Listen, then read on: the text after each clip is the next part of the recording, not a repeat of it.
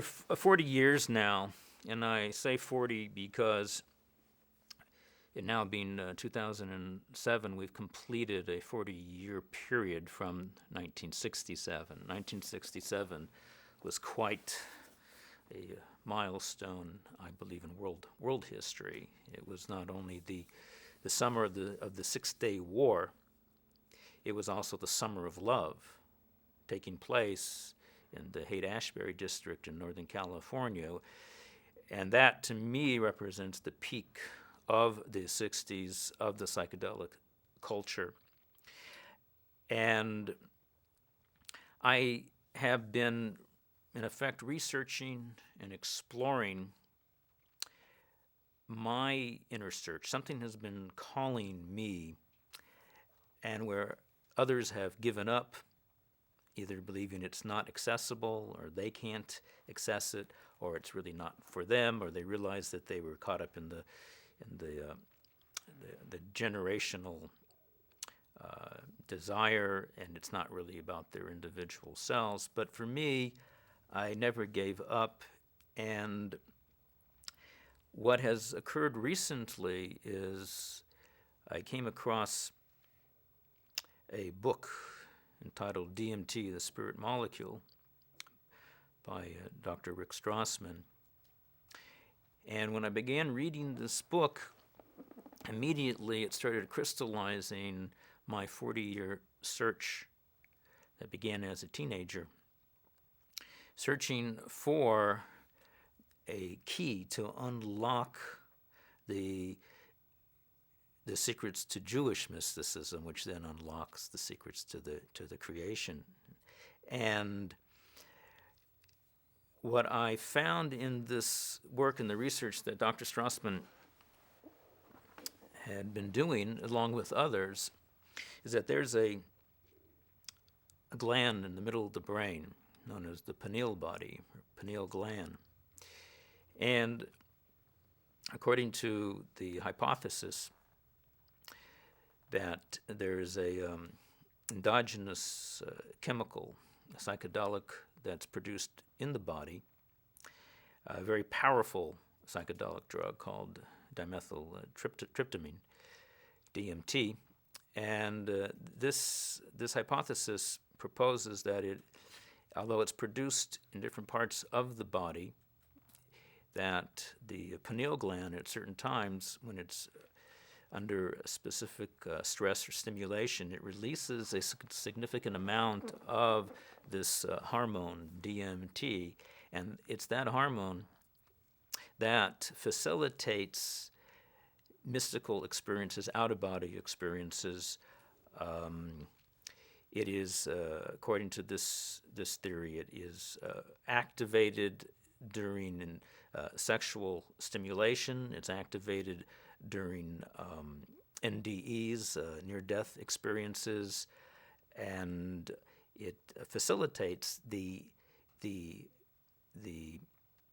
entering and exiting of the soul in the body. And immediately I realized that this is what the Jewish sage mystics have been describing in a coded language for literally thousands of years. And I found this material in one of the last places we would think to look, and that is in the Talmud. Now, the Talmud, for those, the few that even know about it outside of Jewish circles and Jewish scholarly circles, it's considered to be a large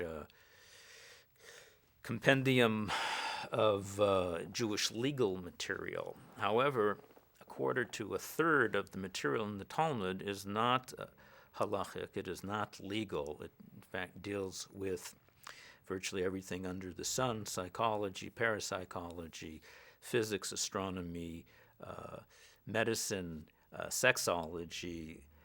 And in many of the statements of the sages, they have encoded mystical secrets that were not allowed to be written down, were not allowed to be expressed explicitly, and in truth they cannot be expressed explicitly.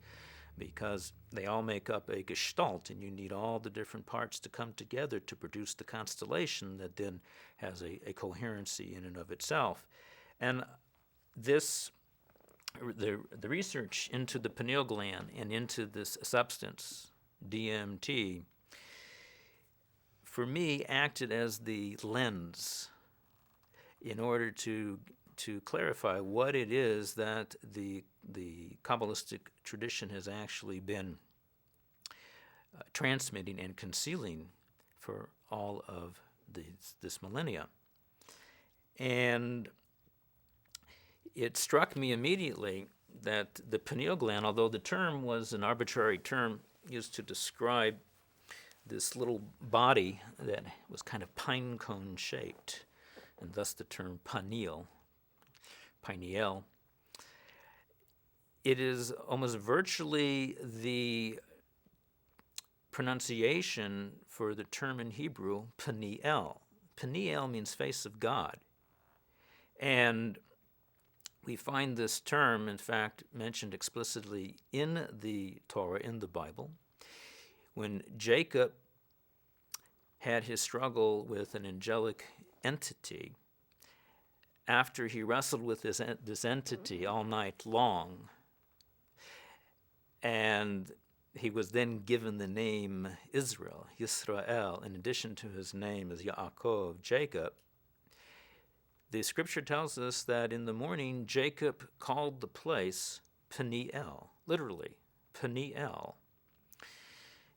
In addition, there is a phenomenon, a very elusive one. In fact, in many ways, it's one of Judaism's greatest secrets. There's something that's called Metatron. Now, Metatron has been much misunderstood and abused, understood as an angel, an archangel, a demagogue, a servant of God, some type of, well, it doesn't fit into any known Western category or Oriental category for that matter. Metatron is best understood as the name of the program that the Ein Sof being the term that the Kabbalists used to refer to the unknowable essence of God. In fact, the term Ein Sof refers to that which we cannot refer to. It simply means no end. And the program that the Ein Sof utilizes to operate the cosmos is called Metatron. In addition, Metatron is not only the program, but Metatron is the programmer itself. And Metatron is also the educator. He is the mentor. He is the servant of the Ein Sof, and he is so closely identified with the Ein Sof that it says that his name is the same name as the name of his master. And that is referring to specifically the name Yud He Vav He, YHVH, the sacred tetragrammaton, which is always translated as Lord. Well, that same name, which is really a formula as much as it is a name, is in fact the name of Metatron. Metatron has 70 names. And one of his names is Peniel. He has another name very closely associated with that, which is Or Peniel, which literally means light of the face of God. Metatron is also known as the Sar HaPanim, the minister or the prince of the face, prince of the presence. And in accounts of individuals that have taken DMT, either in its synthetic form or in its natural form that's available in a natural preparation called ayahuasca, often people report the awareness of a presence, of an otherness, another consciousness, something alien. And to my understanding, this alien consciousness, this presence, is none other than Metatron. Now we have to understand and appreciate that according to the Kabbalah, reality is fractaled. This is a very different perspective of looking at reality from the classical Western Greek perspective. What do we mean by that? Is that fractal reality is that everything is a fractured fraction, part of a larger structure. Ultimately, the Torah is teaching, as amplified by the Kabbalah, that there's nothing here, ein od milvado, as the verse states in Deuteronomy. There is no other. There's no other thing. There is no otherness other than the absolute oneness. And that oneness reveals itself through a formula. That formula is the Yud He Vav He, the sacred tetragrammaton. And it's that single formula that has been self-replicating itself by iterating back into itself to be producing new aspects, revealing new layers of its own self. And it is this process of iteration, of returning its output from the formula, becoming the new input for the formula, that this process is called Metatron.